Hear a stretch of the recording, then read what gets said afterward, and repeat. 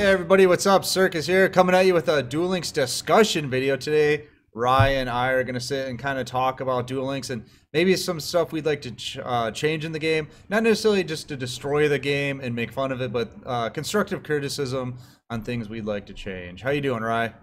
I'm doing well. Yeah, I mean, I think all of us here at the DLE staff, we have a lot of hours put into the game, as many players do as well. But we see all aspects of the game, the competitive side, the more casual side. Us being a community, we're more bound to be helping new players, helping veteran players get into the competitive scene. So we have kind of a not a larger understanding, but a more in-depth understanding of what's going on with the game.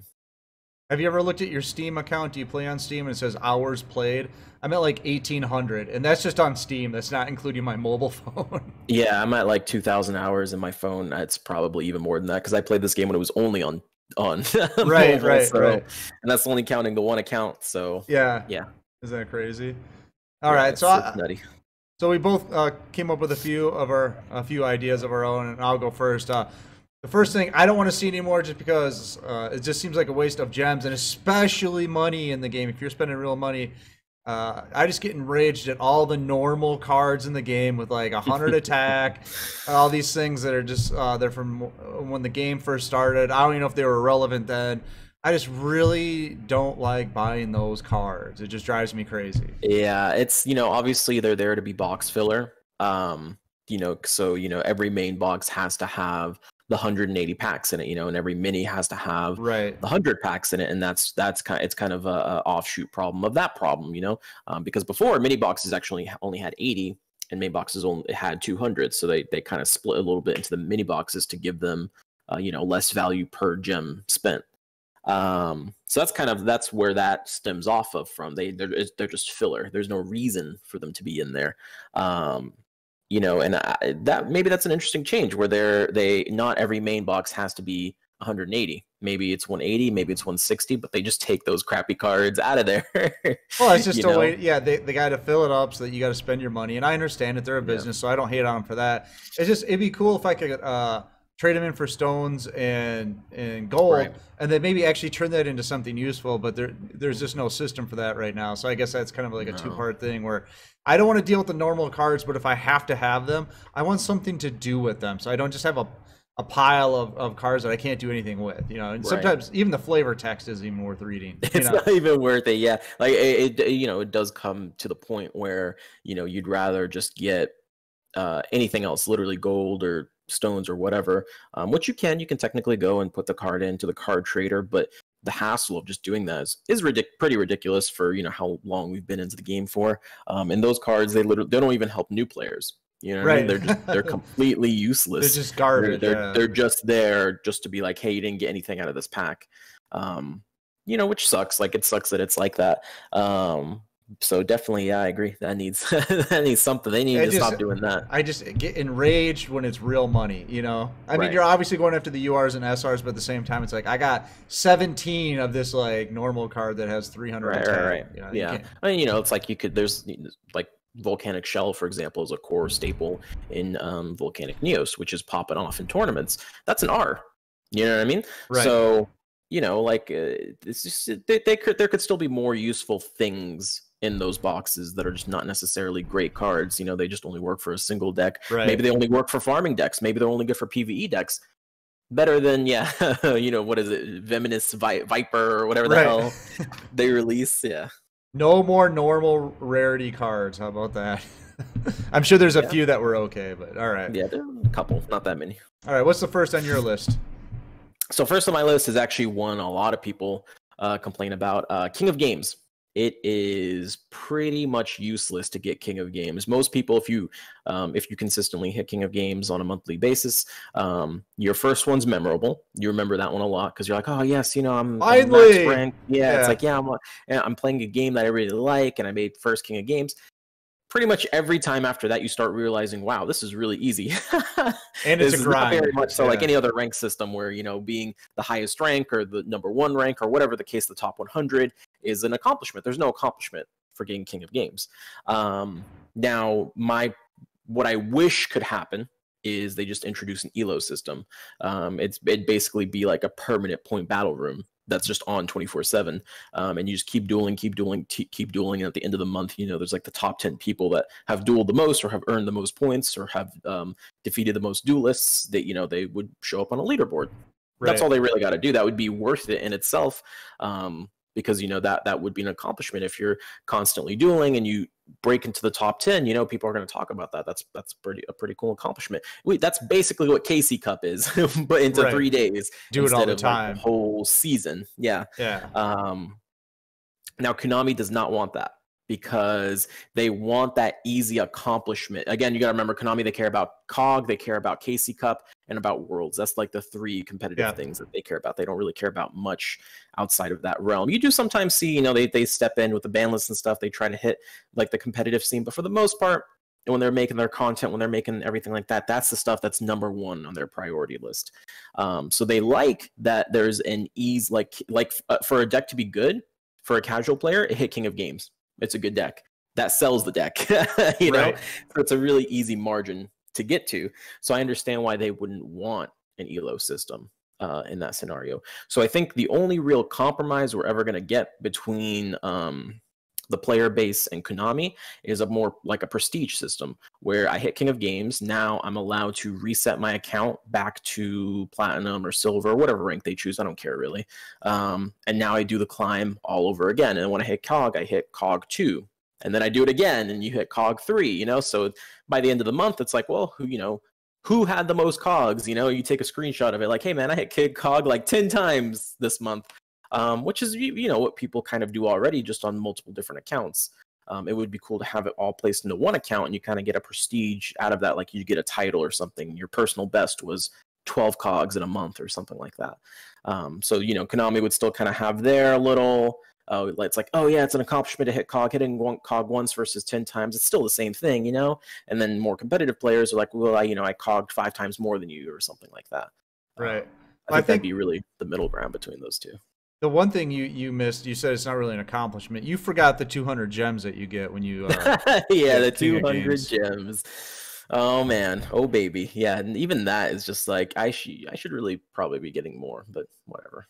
Well, see, the King of Games system, a lot of people forget, because the community we're in, and kind of the community that these videos are aimed at, is the competitive community.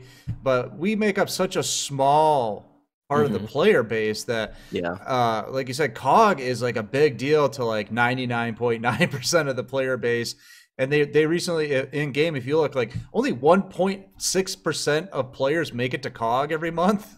Right. So I mean, it's pretty crazy. Well, and there was once, where I was in this kind of streamers Twitch chat, and he had maybe like 2 or 3 viewers. He was new to the game, and he was doing duel rooms. So I was like, yeah, I'll play it in a couple of duel rooms. And when you have the either the silver or the gold icon, the silver for being top 100 and the gold for going to Worlds, right? It shows a little title when you're dueling. So I go in, and the duel starts, and he sees the title, and he's like, oh shit, top 100 player. And I was like, well, I didn't even know that happened, until I saw that happen on stream. And then I realized, like, these people don't know top 100 really isn't much. When you get deep into the community, people care about like top 10 per region. Yeah. And like that's where it really gets going, Like if you play enough, you can get top 100. It's just about knowing the basics of the game. If you're able to hit King of Games, you're able to hit top 100 in your region. It's just simple as that. So it really kind of opened my eyes. I was like, yeah, there's a lot of people out there that if they see your King of Games, if they see top 100, if they see any of these things, in their minds, you are a god at this game. Right. Which really isn't the case. Like, it's like you're like at the bare basics of, beginning competitive. And, in the same token, I've seen people who have never accomplished these things. There was one guy that he just got to Legend and was like, yeah, I don't really feel like grinding for COG. I never do that. And he wins competitive tournaments, from time to time. So it's just like, or you'll see like on Reddit, someone will be like, I've been playing this game for 3 years and I finally got my first COG. Yeah. And they're all excited about it. It's like, what have you been doing? Yeah. You don't want to rain on their parade, because it's like, hey, they're having fun. They're, right. Yeah. I mean, but it's like it also opens them up to kind of being, I don't want to say gaslighted, but like they'll see a video on YouTube of someone promoting some meme deck that made King of Games, and they go spend all their money to make the deck. I gotta get it. Yeah. They still can't King of Games, and they're like, why can't I get COG? Why can't I get COG? And it's like, well, it's not the deck. It's you're just not doing it well. Yeah. And I think an ELO system would be neat.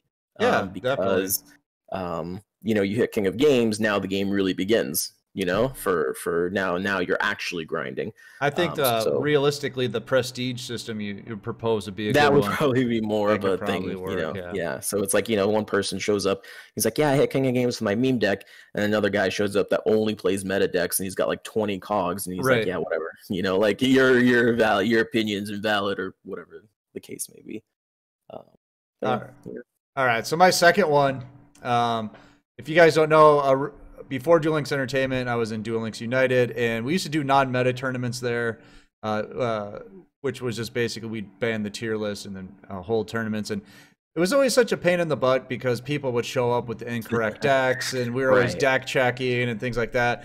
So I think it'd be cool if there was just a better in-game way to enforce decks like that. Like you could have an option, like, you know, there's the unlimited rooms now where you can play anything you want. It'd be cool if it was just like maybe you could go through the cards and just click on the ones that you want banned, or maybe you say you could click a box, this archetype is banned, this archetype or this engine, and then you can create like a custom ban list in the game, and then God forbid a little tournament system within the game where you could have like an 8-person tournament or something.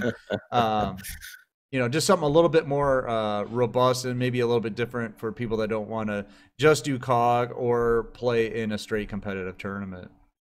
Yeah, so, you know, obviously being able to control a ban list would be amazing, because the problem is whenever you say, okay, guys, we're going to have a meme tournament, you know, non-meta tournament, and I'm, you know, putting up money so you can go win some money, people will just play whatever is the most meta thing they can play. The closest they can play to meta without going over. The Price is Right rules, yeah. Yeah, you know, like there's kind of like this kind of gentleman's agreement you kind of want to do, where it's like, hey man, when I say non-tiered, like I want meme decks, you know what I mean? But like once you start going into above 10 players, I would say it is impossible to control. Because Well, you get people like Shao's that come in, and he gets it. He's playing the craziest stuff you've ever seen. Then you get people like, hey, Circus, if I take out 2 Malehu and 1 Invoked, I mean, come on, that's not really meta anymore, is it? And it's like, and, you know, and that happens because, you know, at the end of the day, people are bad at deck building, and they don't know how to win outside of playing within the meta. That's why people prefer smaller metas, because, you know, it's rock, paper, scissors. I just pick whatever deck is better and beat your deck. And then we'd always to my weaknesses, you know. So we'd always encourage people to play old decks. It's like, well, maybe this deck is out of fashion now. Go back and play your Harpy Lady deck, you know, or whatever, you know. And play your Harpy Lady deck, or bring and you know, Harpy Relinquished or something. Come on. Yeah, and the game is kind of at a point too where it's like, you know, like there was people telling me like, oh, you should ban all the current tiered decks and let's see what happens. And I'm like, I'll tell you exactly what happens. Dark Lords come in and everyone hates the game again.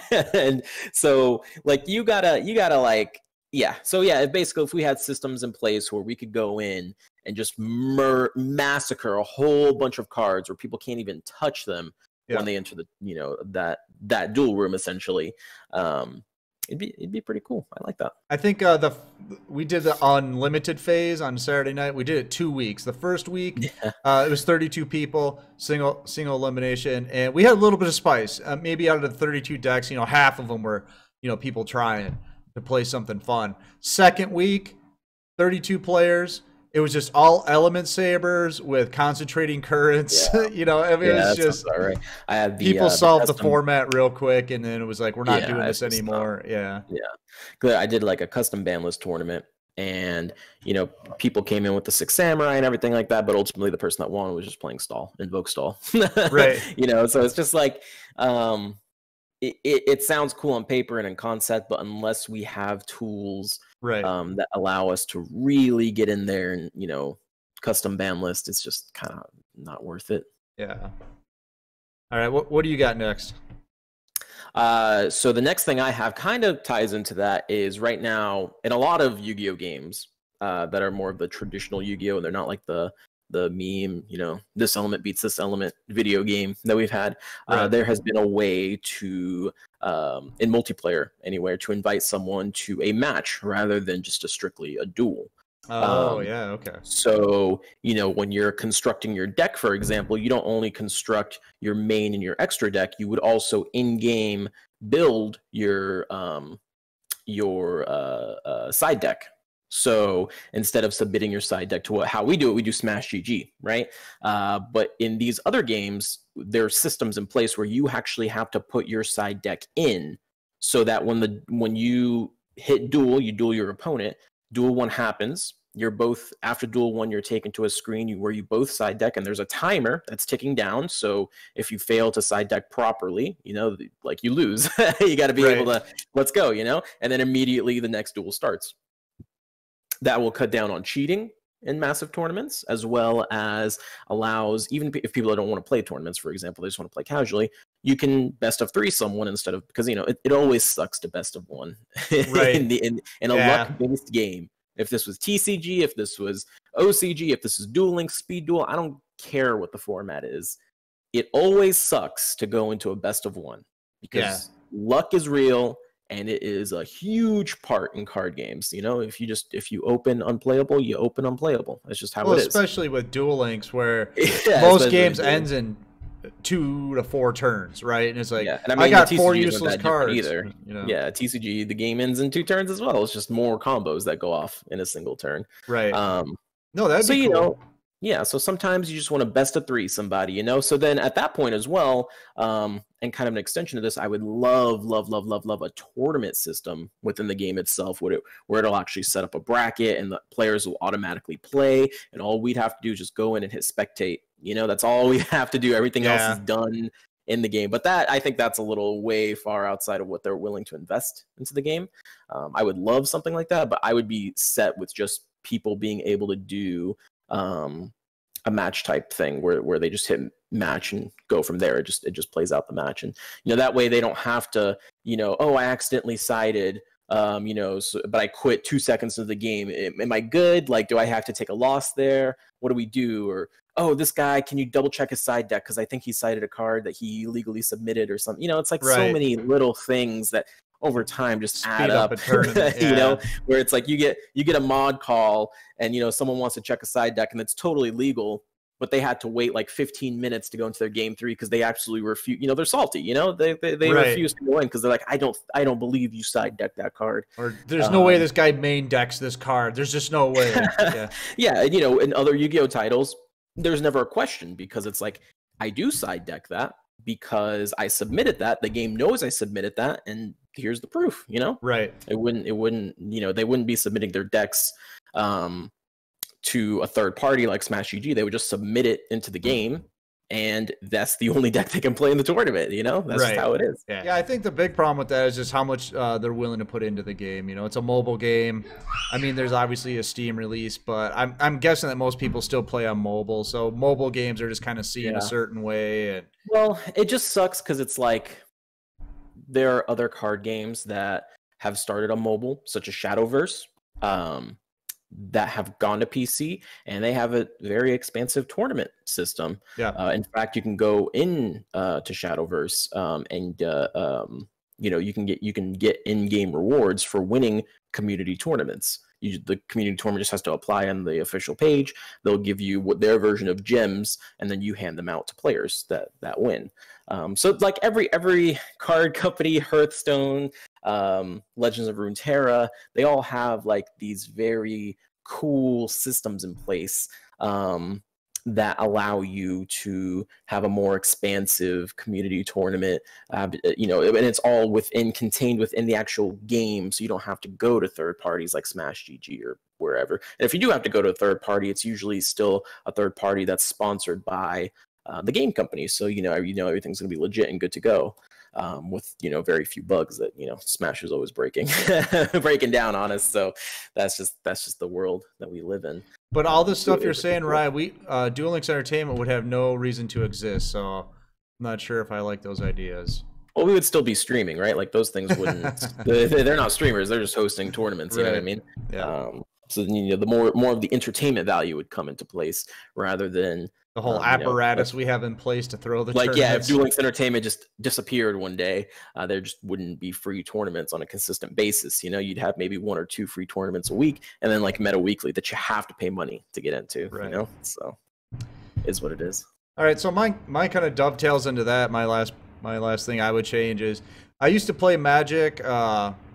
the Gathering a little bit, not very, just enough to be bad at it, you know, because it was one of the first card games to come out back in the day. And you know, there was Friday Night Magic, and then there was also, I think it was Magic Online or something like that. It was like an original PC version where you could buy cards and everything. And both systems, you can do things called drafts, and there's a couple different ways to do it. But basically, everybody buys in at the beginning of the tournament, and you get so many packs, and then you got to build a deck from it, and then you have a little tournament. And there's some variations on it, like on Friday Night Magic that I go to, there was like a pool of packs. I can't remember how many there were, but everybody opens a pack, you take one card, and then you pass it to the person to the left. Then you take a card from the pile, and then you pass it to the left. You keep doing that, and you got to build a deck that way. And I remember doing that on Magic Online. It just makes it a little fun. So you go in, you're buying packs from the new box. You get to keep everything that you bought. And then, you know, you have reward systems at the end of the tournament. It's like a little small tournament, usually like a round robin or something. And, you know, a lot of times the way it worked is, you know, they'd lay all the URs out, and whoever won, they got to choose which one they wanted. Then who took second got to pick the next card or something like that. It's just a fun way to have another tournament and get packs at the same time. Yeah, and this actually is not a foreign concept to Konami, because in their most recent Yu-Gi-Oh game, Legacy of the Duelist, the one that's out on like all the consoles and just came out on Steam, they do have, it's like a pack attack thing, where you know, it's PvP, but you have to open, you have to freshly open packs and make a deck of the limitations of what you have, which packs you opened, and then you have to make a deck out of that, and you do it. And of course, most card games, you know, they don't have it like in a tournament setting, but they have an arena setting where you go in and you draft a bunch of cards, and then you just keep dueling until you eventually lose. You know, sometimes lose twice in a row or whatever the case may be, and then you get rewards based on how long your streak. Oh, okay, that'd be cool. So, yeah. You know, I would love for a tournament system to be like that. That would be awesome. I would buy way more packs. I wouldn't go into a box initially. I would just like do this do this instead, you know, because it'd be way more fun. Because it's like, I'm gonna get the stuff eventually, and then you're making these crazy decks. You're playing silly tournament. It's a lot of fun. I remember a concept that Shady Penguin tried to do with pack openings, but obviously it's limited in dueling. So he's like, okay, well, how about this? How about you pick two, or we're gonna pick two boxes, and then you could have you know, you could use any cards within those boxes, but you know, that's it. You can only use those boxes. And that was cool for a little bit, but of course doesn't have that randomness factor of opening up packs. So, you know, I've always wanted a draft system for this game, even just to play it, not even just like a big tournament. A big tournament out of it would be cool, because I don't think any game does that. So that'd be awesome if we could do something like that. But just little 8-player tournaments are great, you know. Yeah, even like an 8-player, like even just a duel room where you can do that. That'd be, or a point really battle cool. Or whatever, you know. And then depending on the system, you keep what you bought, or they put it in a pool, and based on your ranking, you know, everybody takes a turn picking a card. You get to keep it. I mean, there's different ways to do rewards. Some of them, the winner gets an additional, you know, 5 packs or whatever, you know. Yeah, and it's just good too, because it would help. I think it would help the general community get a little bit better at deck building. Because when you don't have access to every card in the game, you have to be a little bit smarter in how you build your deck. You know, obviously, Alistair the Invoker is one of the best cards in the game right now. But if you don't have Invocation, what is he gonna do? Or someone else takes the Cocytus, and you're like, okay, you have the material, but you don't have anything to fuse. So what the hell? You know, but or even right, you'd have a situation where you have Invocation, you have Alistair, but you're not making one of those fusions. You're making just a normal fusion, like a Neos or something. Because you can, you know, because it's like, well, this is what I have. This is what's gonna happen. Yeah. So yeah, no, that'd be super cool if we had something like that. I definitely play the game a lot more. I would go broke playing those. I did that on the I can't remember. I think it was like Magic Online or something, Magic Arena.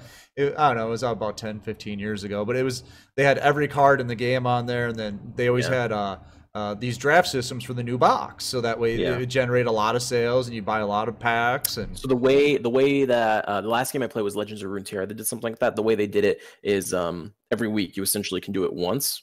But then it's like, you know, once you lose, that's it. You have to tap out, or you can spend real money. I think it's like $2 or something, and it lets you draft. And you keep going till you lose, and then you have to go buy another $2 to try again. So yeah, it would be good for them. They'd make money off of it. I'd have a lot more fun playing the game.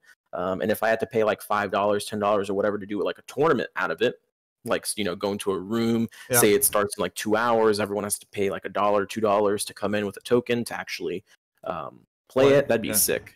That's the way the Magic one was. It was, I can't remember what it was. It was like $5 up front. You got so many packs, and you just play. It was great that way. Yeah, it's a lot of fun. Yeah. All right, what's your last one? So my last one is reintroducing the card trader, tickets, farming, all that stuff that was here when Duel Links first kind of was a thing. Back in the day, you know, cards like Enemy Controller was a phenomenal card that you had to grind really hard to get. And then, of course, ranked duels came with tickets and everything, and that made it easier to grind, which was awesome. That's all positive stuff. And then, you know, through the card trader, there was always a good free-to-play meta deck that then became even stronger with pay-to-win cards added onto it, but at least you could compete as a free-to-play player. Now, I don't necessarily want a deck that is meta all the time from free-to-play, but I would like to see the rewards be good again. So something that Konami is kind of like half attempting to do, for like with Witchcrafters, for example. Taya was out, and there were a bunch of Witchcrafter cards that you had to grind to make Witchcrafters competitive. But on top of that, you still had to invest into the box to get Witchcrafters. And, you know, Witchcrafters, they're a fine deck and all, but they're not exactly a tier 1 deck right now. So I don't see the harm in making that deck totally free, you know? Just let me hard farm for the Veer. Let me use rank tickets on the Shmitas, all those. Like, why not? You know? Like let me at least use my resources. And right now it seems crazy because we have so many of those resources just sitting around doing nothing. But if I was constantly spending those resources, you know, I'd be in a situation where it's like, well, I'm out of UR tickets, so Witchcrafters are good. I can't purchase Witchcrafters. That sucks. You know, it'd make you play the game more, which is what they want. You'd play the game. I wouldn't be auto dueling. I'd actually be farming. I'd be, you know, doing things like, you know, ranked duels, so I can actually earn tickets. Would actually have more reason to go into like tickets and stuff. You could actually go get them. And, you know, it doesn't have to be something as good as Witchcrafters. But, you know, let's say, for example, Megaliths. Megaliths came out, absolutely trash. No one wants to spend real money for them. But I could see a universe where if that was a totally farmable deck through people dueling, people farming, you could just obtain those things. And, you know, there's also things like, we always talk about Sphere Karibo and Floodgate, how they're in terrible boxes and you should wait for the gym sales. I would not be opposed for those cards to just be like card trader. Yeah, well, that would be ideal, right? Card trader. But I wouldn't even be opposed to, like, you know, if you, like, let's say they did the cog thing that I was talking about with the Prestige.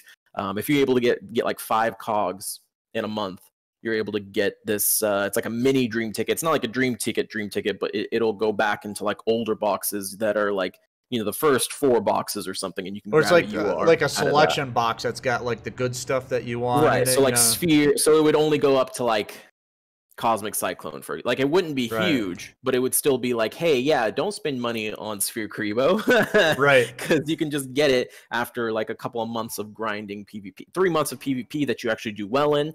Bam. And that would also help them because now people are going to be more inclined to actually try hard and get King of Games, because getting King of Games now means getting Sphere, getting Flood, etc., etc., etc. Especially if the cards are about to get power crept.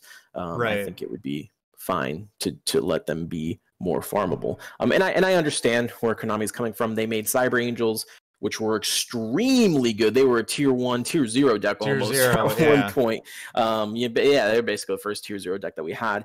And it was totally free. Like, there was nothing you had to get except Sonic Bird and Senju. And those were so old, everybody had them already because we played Relinquished. Well, I think where those were required. So most of the stuff early in the game, if you guys didn't play, a lot of the best decks were free. I mean, you had Gravekeepers, Cyber Angels, Red Eyes Dragon, then, you know, became Red Eyes Zombie Dragon. I would actually, I think for a long time, the best decks were always the freer decks. So like when the very first meta that was here was Daedalus versus Dinos. Dinos were better. You know, Daedalus, you had to go into a shitty box. They were Dinos, you had a field spell. You had 1,600 beaters with a field spell. At 1,900, you were killed. Yeah, man. But yeah, Dinos, Gravekeepers, Amazon, Cyber Angels, Red Eyes Dragon, all that stuff. Red Eyes Zombie, yeah. So, you know, obviously I wouldn't want to go like full swing back to where it's like, okay, the best deck's always free to play. You know, because that's not really what I'm, you know, I'm not a huge grinder. I don't really like sitting there playing the, you know, auto duel just to get like a meta deck. I'd rather just go into a box, get a meta deck. But I don't see the harm in making the tier 3 deck, or even just a rogue deck that's good, be farmable. And especially, you know, kind of like as an offshoot, when you get a structure deck, and then like you have to go into a main box to get a UR to make that structured deck good. Right. It's like, just let everything be self-contained again. You know, that would just be nice. I think a lot of the people that are doing the free to play and that kind of stuff, I feel like it's a really wavy ocean, and they just have that life preserver and they're just hanging on to it. You know, like, arrow mages are good. I swear to God, arrow mages are good. You know? Yeah. And, you know, like, you know, and obviously like this video is supposed to be like how this would improve Duel Links, right? And I think this would help improve Duel Links, because it's like if the players know there will always be a deck for them to play, they will be more inclined to actually spend more time playing the game, which ultimately makes them spend more money on the game, right? Like, you're not going to spend any money if you're just not playing the game, period. But if you're playing the game, even the most hard-on free-to-play players, if they play it for 1,000 hours, they're going to spend some money. They're going to get the vagrants. They're going to do something, right? You're going to get to a point where you're like, damn, I could go spend another 100 hours grinding, or I could spend $50 right now and ignore all that and just go play competitive or something. So, you know, it's one of those things where it's like, remember back in the day where it was always like, yeah, if an EX structure deck comes out, it will be meta. Konami probably made so much money off of that, just that mindset of that being in place. And then finally, when it wasn't meta, because it went all the way up until even the Magician one that came out with the ritual card, that was still, because Keeper of the Dragon was so good for Neos decks or any fusion deck. So it was still like, yeah, if you get this, you are getting a meta deck guaranteed. And then the one right after, I forget which one it was that Assault mode? That was the assault mode. Yeah. The assault mode. I remember the back and forth. People were like, yeah, but it's always good. It's always good. Konami always releases good EX structure deck. If it's EX, it will be meta. And then it just wasn't. Right. You know, it just wasn't. And it was very clear, you know, with Dragoonity and Gladiator Beast coming out afterwards, that it was it was just an entire change in structure and how they plan on doing something like that. So I would like, so having that is a very powerful mindset where it's like, yeah, there will always be a farmable with tickets, with anything. Right. There will be something that I can farm that I will at least be competitive with. I think it's a very powerful mindset, because people are going to keep playing because they're like, yeah, you know, this new thing that released is definitely pay to win, but I don't care because I can go farm this. Right. So if you guys wanted to know, we will be opening a DLE merch store. The first thing we're going to have it are Marga hats, and that's going to be Make Rewards Great Again. So make sure to check those out. If you vote me in office. Yeah. All right, guys. I hope you liked the video. This was a lot of fun for us. They always are. But it's always fun talking about the game. So obviously we want to hear what you guys have to think. Fill the comments up down below with your suggestions. Make sure, keep them positive. I don't want to hear, I want my gems. I don't care about that. Constructive, cool things that they could change in the game. How about that? Yeah, and you know, there's always like one of those things where it's like, if you have a gripe or complaint, it's always good to have a solution kind of on hand rather than just complaining about something. If you have a solution, it's easier to look at the problem and look at the potential solutions and see if there's a middle ground that you can get in. All right, so if you did like it, make sure to like, comment, subscribe. Check us out on Twitch, Twitter, and Discord. Make sure you get in the Discord, because then you can join all of our tournaments. That's where we announce them, and you'll be notified about them, and then you can join them, because they're always free to play. Free to enter, I should say. These decks are not free to play. And make sure to check out Gamersupps. There is a link in the description below. You can get 10% off. It helps support DLE. All right, so we'll see you next time. I'm Circus, and that's Ryi. Bye, YouTube.